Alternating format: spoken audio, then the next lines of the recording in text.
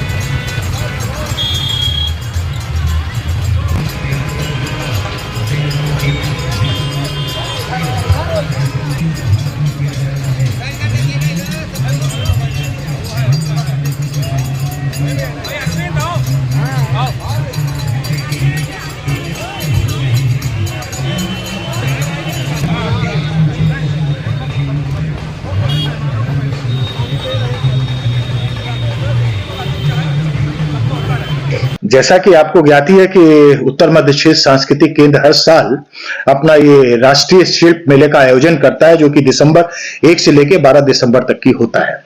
इस वर्ष भी हमने 1 से लेकर 12 दिसंबर तक की अपना वार्षिक हस्तशिल्प मेला आयोजित किया है, लेकिन इस बार थोड़ी सी हमने तब्दीली की है। हमारे पास थोड़ी जो शॉप्स हैं जो हस्तशिल्प की, हमारे पास लगभग हमारे पास 145 जो हमारे पास स्टॉल हैं जो विविध प्रदेशों से आए हुए हैं और विविध कलाओं से, विविध हस्तशिल्पों से वो सुसज्जित हैं। दूसरी चीज है, इसमें हमने खान पान का भी स्टॉल लगाया हुआ है, क्योंकि ये पूरा का पूरा एक पैकेज है। हमारे पास स्टॉल है, लोग जब यहाँ आए, पूरा दिन यहाँ व्यतीत करें, खरीदारी करें, भूख लगती है तो उनके पास चॉइस हो, खाने के लिए भी क्या हो सकता है। सांस्कृतिक कार्यक्रम है, अलग अलग प्रदेशों से, लगभग हमारे पास 18 प्रदेशों से जो है सांस्कृतिक दल, जो कि जनजाति और लोक कलाकार हैं, वो यहाँ पे आमंत्रित किए गए।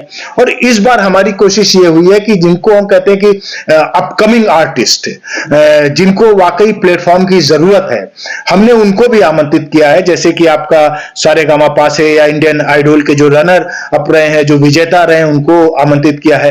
और ये बताते हुए हमें बहुत हर्ष हो रहा है कि आज जो प्रथम दिवस है, इसमें हमारी पद्मश्री मालिनी अवस्थी जी इसका शुभारंभ कार्यक्रम का करने जा रही हैं। आज शाम को 6 बजे इसका विधिवत उद्घाटन होगा और प्रातः 11 बजे से लेकर के रात्रि 10 बजे तक की हमारा ये शिल्प मेला जो है चलेगा, जिसमें हमने अपने मैदानी कलाकारों को भी आमंत्रित किया है। क्योंकि 11 बजे अगर ये मेला खुल रहा है तो जब लोग आ रहे हैं तो उनके मनोरंजन के लिए मैदान में हमारे कुछ कलाकार हैं जो राजस्थान से हैं, गुजरात से हैं, यूपी से हैं, वो हरियाणा से हैं, वो अपना मैदानी कलाकार जगह जगह मैदान में जगह जगह वो अपनी परफॉर्मेंस देते रहेंगे। विविधता ये है कि हमने उत्तर पूर्वी राज्य से हमने जितने भी हमारे जोनल सेंटर हैं, 7 जोनल सेंटर हैं उत्तर मध्य क्षेत्र सांस्कृतिक केंद्र को मिला करके, जिसके अंतर्गत 7 प्रदेश आते हैं। इन प्रदेशों से तो आ ही रहे हैं, उसके अलावा हर जोनल सेंटर से हमने 3-3 दल जो है, विभिन्न दल जो है वो आमंत्रित किया। इस प्रकार अगर हम देखें तो लगभग इन 12 दिनों में हमारे पास कम से कम कुछ नहीं तो 800 से ज्यादा जो है लोक कलाकार और जनजातीय कलाकार यहां आ रहे हैं। और लगभग हमारे पास जैसा कि हमने बताया 145 जो है हमारे स्टॉल है हस्तशिल्प के, 21 हमारे स्टॉल ऐसे हैं जो खान पान को लेकर के हैं, जिसमें कुछ अवॉर्डी, राष्ट्रीय अवॉर्डी शिल्पकार हैं, कुछ स्टेट अवॉर्डी शिल्पकार हैं और अलग अलग प्रदेशों से आए हुए शिल्पकार हैं। ये हमारा एक मकसद रहा है। लेकिन इस बार एक मकसद ये भी हमने रखा है कि हम ये जो शहर के युवा वर्ग है उसको किस तरह से हम आकर्षित करें कि वो यहां पे आए, और जो अपकमिंग हमारे आर्टिस्ट हैं उनके साथ साथ जो काफी फेमस हैं उसके साथ साथ जनजातीय और लोक कलाकारों को भी वो देखें इस बहाने, ताकि वो अपनी जड़ों से जुड़ सकें और अपने रूट्स के बारे में उनको पता चल सके कि हमारी ये जनजातीय कलाएं भी हैं, हमारी ये लोक कलाएं भी हैं जो अलग अलग प्रदेशों को बिलोंग करती हैं। तो ये एक हमारा पूरा का पूरा कोशिश ये है कि शहरवासियों के लिए एक छतरी के नीचे उनको सब कुछ हमने प्रदान करने की कोशिश की है। अब जिसमें सिर्फ और सिर्फ 10 रुपए हमने टिकट रखा है इसमें, कि 10 रुपए इसलिए रखा कि कम से कम थोड़ी सी हमें एक नियंत्रण हम रख सकते हो। नहीं तो एकदम ओपन कर देंगे तो ये अनियंत्रित हो जाएगा, और इतने सारे स्टॉल हैं, इतने सारे लोग हैं, तो कम से कम एटलीस्ट उनके पास भी इस 10 रुपए से सांस्कृतिक केंद्र का कुछ होना नहीं है। लेकिन एक सिर्फ कहा जाए कि एक इसको व्यवस्थित किया जा सके, इसलिए हमने ये 10 रुपए का टिकट रखा है। मुझे ये उम्मीद है कि प्रयागराज की जनता जैसे हमें हमेशा सहयोग देती रही है, इस वर्ष भी हमारे इस मेले को अपना पूरा आशीर्वाद, प्यार और सहयोग देगा। इसी के साथ ही हम सभी लोगों से अनुरोध करते हैं कि आप लोग अवश्य इस मेले में पधारें, अवश्य आप आए और खरीदारी के साथ साथ खान पान का भी लुत्फ उठाएं, और इसके साथ साथ आप सांस्कृतिक कार्यक्रमों को भी देखें।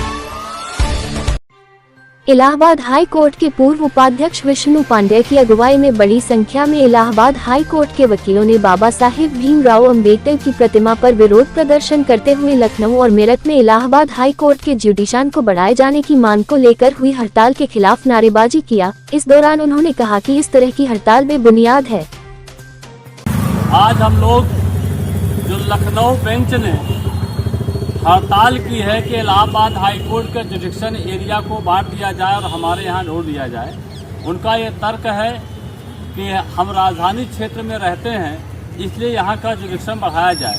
उनको शायद ज्ञात नहीं है Punjab and Haryana high court है जो 2 स्टेट का एकमात्र high court. Allahabad high court आज से नहीं, उनको अच्छी तरह पता है कि वहाँ पर एक बेंच है, और इलाहाबाद हाई कोर्ट में जब भी यह मांग कहीं पश्चिम में उठी है कि बेंच के बंटवारे को लेके, इलाहाबाद हाई कोर्ट ने पुरजोर तरीके से विरोध किया है और बहुत दमदारी से विरोध किया है।